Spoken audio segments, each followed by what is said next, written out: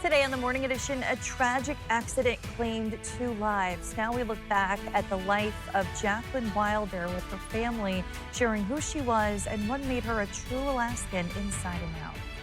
Plus, this sourdough starter has returned to Fairbanks and is quite the story to tell, if it could, potentially dating back as far as the Alaskan gold rush. It carries a lot of history on its doughy shoulders. We'll explore a slice of it. And later, when you're in the Alaskan backcountry, a toilet is not the easiest thing to find, but there's a new one up on Hatcher Pass that might make taking care of business an easier type of business. We'll get you those details as the Morning Edition starts now. Good Tuesday morning, everyone. Thanks for waking up with us today. It is a wet one, but you do say that we have some sun to look forward to. Yeah, later this week, we will see the return to some sunshine, but we're still holding on to the rain and winds across South Central this morning. Now, most of the rain has been with areas of the western Susitna Valley. We actually saw that ridge out towards southeast Alaska that actually remained a bit stronger than anticipated. And as a result of that, that system kind of stalled out a bit to the west. We also had our southeasterly winds that were pretty potent through the overnight hours, which actually was our rain shadow, which kept Anchorage a bit on the drier side than anticipated. Now, we have seen some rain showers across Anchorage, but most of the rain, again, has been through parts of the Susitna Valley. Still gusty conditions this morning, winds anywhere from about 20 to 35 miles per hour for a good portion of South Central. Now, locally through the Anchorage Bowl, we have seen some higher wind gusts through the overnight hours. You can see out towards Prominence Point, winds gusting up to 55 miles per hour, out towards Glen Alps, nearly 40 miles per hour, as well as Eagle River, J-Bear, and then out towards Rendezvous Peak, we've seen winds up to 45 miles per hour. So rain is still with us this morning. That rain shadow is still kind of winning out for Anchorage, but we're still holding on to some rain across western parts of the Kenai, really up the Cook Inlet region and through western parts of the Susitna Valley. That is where we continue to hold on to that better chance for some rainfall, as well as out towards coastal areas where we're going to continue to see that chance for a decent shot for some rain as we head throughout the day. Notice things drying out as you head through western parts of the state, outside of Norton Sound, through parts of the Yukon Delta, as well as southern parts of the Seward Peninsula. And we've got some lingering showers as you head through the interior. Now, there is still a flood watch in effect for western and central parts of the Susitna Valley until noon Friday, for 3 to 5 inches of rainfall expected. And most of that rain will stay with us today and into tomorrow before drying out. And I promise you, we will see some sunshine returning and some drier weather as we head through the week. In fact, this weekend shaping up to be a nice one. I'll have more on that and a 7-day forecast for you coming up. She was born tough as nails and headstrong. The family of Jacquelyn Wilder shares who she was beyond the headline of a deadly tunnel collapse. Wilder died after the 13-foot tunnel she was working in at a Delta Junction property collapsed on Friday. It was a sudden, violent end to a life spent building, fixing, and giving back. Now, as Jace Bertrand tells us, family members share their memories of the woman they say embodied Alaskan grit. She was a jack of all trades, nothing she couldn't do. Jennifer Vauder described her aunt with just a few words: tough as nails. The 71-year-old was working to install a septic tank with 68-year-old Paul Hebert when the septic tunnel they dug collapsed, killing them both. Vauder says her aunt and Hebert became good friends after meeting at the same church, bonding over helping others in Delta Junction. They did a lot of work through them for various families in Delta that needed help fixing up their homes, and a lot of it was charity work. They didn't get paid for it. According to Vauder, Wilder grew up on a homestead in Delta Junction, learning to live off the land. At 15, Wilder moved near Homer, completely alone, except for her dog. She would hunt moose and process it, the whole thing herself, hunt the birds, the seabirds, gather their eggs. When the tide went out, she would go out and forage along the shoreline there. Wilder lived a true Alaskan life, helping work on the Trans-Alaskan Pipeline, as well as working to clean animals caught in the 1989 Valdez oil spill. She built her own cabin. It burnt down. She built another cabin that is still here in Delta by herself. In the days since Wilder's passing, Vauder says the Delta Junction community is grieving. It's been very, very difficult. We chatted with her daily. My mom spoke with her often. They talked on the phone almost every day. Vauder says Wilder never met her father, but through 23andMe, she was able to connect with her half-sister just a month before her death. They had plans to stay in their and their lives together and keep in touch. Anchorage police say it could take months to unravel what led to a deadly crash involving one of their own. APD says Officer Caden Purl was responding to a call early Saturday when his patrol car collided with a taxi near 36th and A Street. The driver of the taxi, identified as Samal Sadiku, and a passenger, William Phillips, were pronounced dead on the scene. 3 people were also in the back of the taxi. They were treated with non-life-threatening injuries. Officer Purl was taken to the hospital where he was treated and released. Investigators are waiting on autopsy results, toxicology, and data from both vehicles. 2 teenagers are recovering after a weekend shooting in Anchorage. APD say they were called to the area of Boundary and Starview around 11:30 Sunday night and found 2 teens with gunshot wounds. A neighbor who ran to help described the scene as terrifying and said all she could think was, that's somebody's baby. It's pretty terrifying. We've got a lot to lose, but just in that moment, when you just realize that that's, I knew that they were young men, but as that instinct kicked in, I was like, that's somebody's baby. The teens were taken to the hospital with non-life-threatening injuries, and APD says the motive and circumstances are still under investigation. A miraculous journey. That's how the family of a skier who was paralyzed at this year's Slush Cup at Alyeska described the past 100 days. Georgina Fernandez has the latest on his recovery and a call for change. Will's got some speed. These are the moments before everything changed. A lot of speed. I was there. You were there? Yes. 50 Skylar front and center, watching her little brother crash, finishing his run during this year's Slush Cup competition. It's a hard reaction to describe.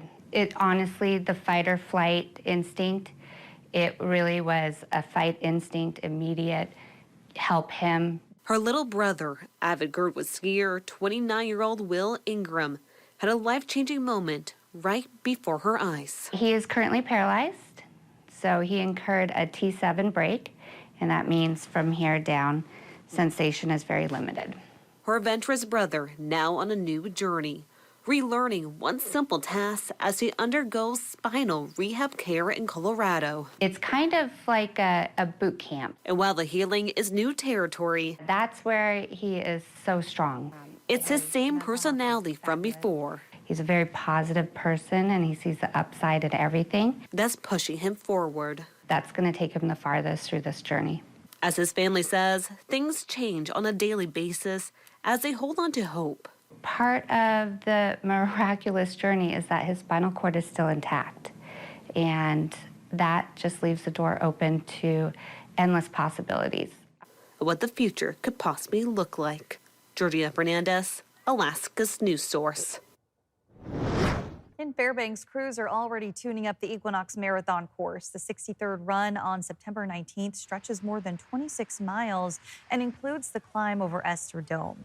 Volunteers are clearing brush, draining wet spots, and adjusting around Yankovic Road construction, and say trail conditions are improving and should be ready when runners toe the line.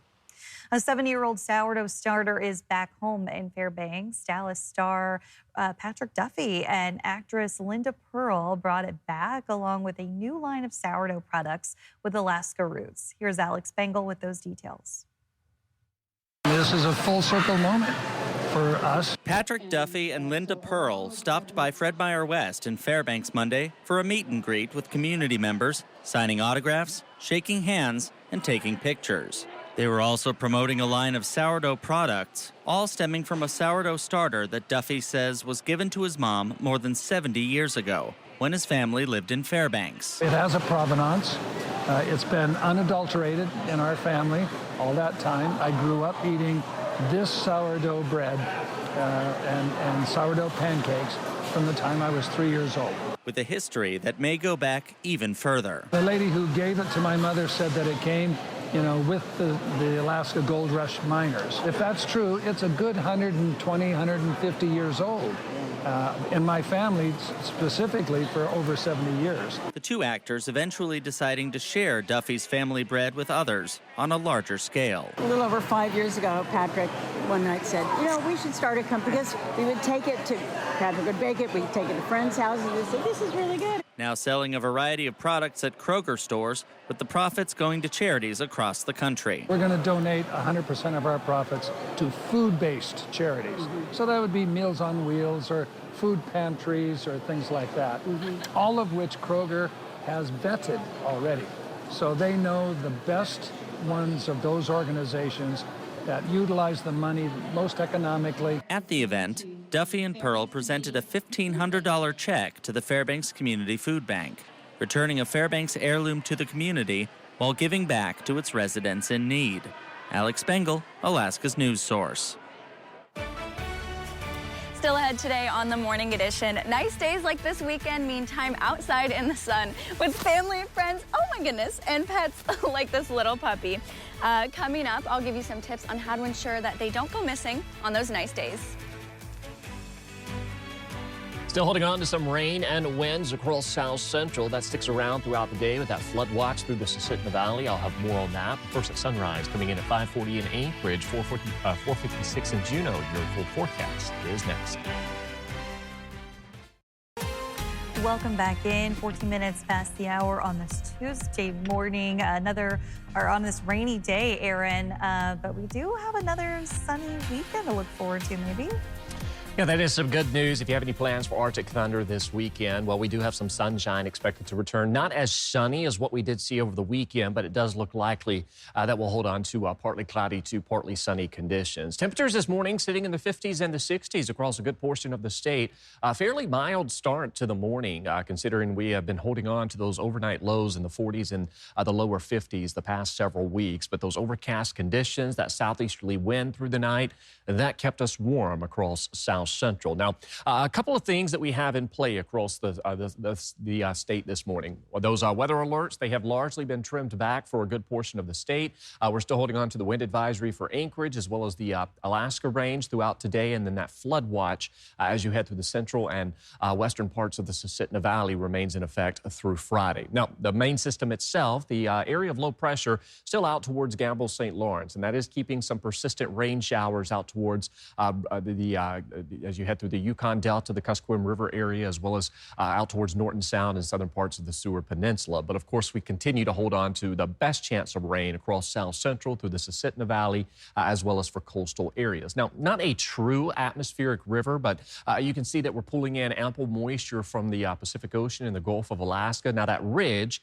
that was out towards, or that is out towards the southeast Alaska, that actually remained fairly strong through the overnight hours and somewhat strengthened. And as a result of that, we saw this system kind of stall out a bit farther to the west, and that left parts of South Central a bit on the drier side last night, as well as our southeasterly winds, which is our rain shadow. That also contributed to keeping us fairly dry through the overnight hours. We still managed to see some rain, just not as much as anticipated for Anchorage and surrounding areas. You can see those winds quite gusty still this morning, anywhere from 25 to about 40 miles per hour across the state. We're going to continue to favor those gusty conditions as we head throughout the day.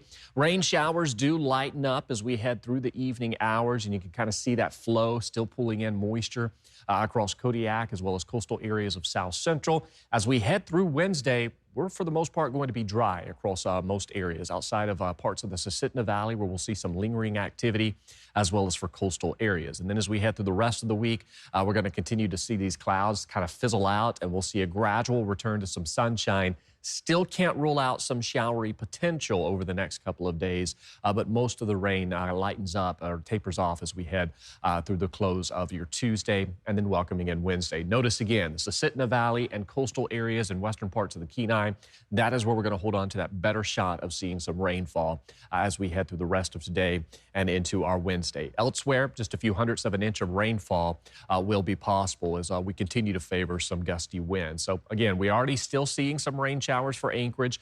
Those should stay with us through the afternoon hours, and then we do dry out. We'll see those temperatures today warming into the 50s and 60s. Of course, cooler conditions expected for coastal areas. That 7-day forecast showing, though, we kind of dry out as we head through the next couple of days. Still can't rule out some showers Wednesday, but notice as we welcome in the weekend, Kristen, for Arctic thunder, if you have any plans heading out to J-Bear for that, well, temperatures near 70 with some sunshine. That works out great. Thanks, Aaron. For families enjoying a sunny Alaska weekend, something you may not know is up to 10 dogs go missing in a single day, according to a local lost pet volunteer. Danny Tompkins joins us now with what you can do to make sure your pet isn't one of them. Danny? Kristen, meet Moose, a 3-month-old black lab who is on a leash right now. And that leash is one of the simplest things you can do to make sure that your pets don't go missing. And if they do end up going missing, there is a team in Anchorage to make sure that they can find them. Come on. And then you have a caught dog. Cynthia White has been rescuing lost pets for 11 years. Her operation starts online with a Facebook page where owners post missing animals. From there, volunteers print and post flyers around the neighborhood for free. Then comes the hands-on part, setting humane traps to safely bring pets back. The trapping is really dynamic, and it's kind of like if you've ever been dip netting, when you get that fish, it's like, you got the fish, you got the dog. It's the best feeling.